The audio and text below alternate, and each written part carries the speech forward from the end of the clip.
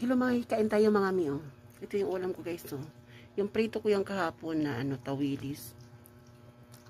Tapos nagprito ako ng meatloaf.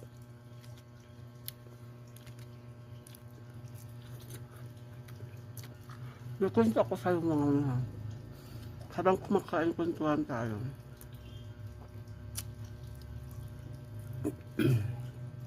Nung Saturday ng gabi, yung asawa ko, inaantay ko yung galing sa trabaho. Mga 11 na ata nakarating yun, alas 12 ng gabi. So asawa ko, fast forward. Nagkaya nga mag-Paris kami sa bayang gabing-gabing yun. May isa namin napunta na kantin. Hindi sila nagtitin ng Paris. So umalis kami. Durad kami ulit. Fast forward ulit. O, pangalawang nadayo na namin kantin. Nagtanong yung asawa ko, meron Paris. So, ito nangyari guys ha. Pasok ako sa loob ng kantin. Puko. Pumunta yung asawa ko doon sa in-front ng may tindero. Kasi lalaki kasi nagtitinda doon eh. Sabi ng asawa ko, meron kayong Paris Gotong Batangas. Yan mismo ang tanong asawa ko, Gotong Batangas. Medyo yung asawa ko nakainom kasi galing sa trabaho, nag-inuman daw sila ng kasama niya. Yung konti lang naman yung inom nila. Yan sagot ng tindero, walang Paris dito. Lotong Teresa. Medyo nagsuplado pa yung tindero doon.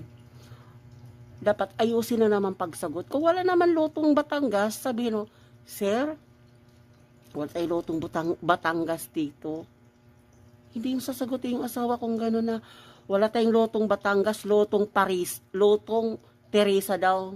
Hindi naman, wala naman talaga totally sila Paris. Kumbaga sinagot lang pabalang yung asawa ko yung tindero. Small business ka pa lang pero kung makapag ka ng tao, kuya, sana mapanood mo to. Paano pa kung maging big business ka pa siguro? Kung paano mo tratuhin yung mga tao nga na bumibili sa'yo. Nagtatanong lang yung asawa ko kung may gotong Batangas. Pero binabalang mo yung sagot ng asawa ko.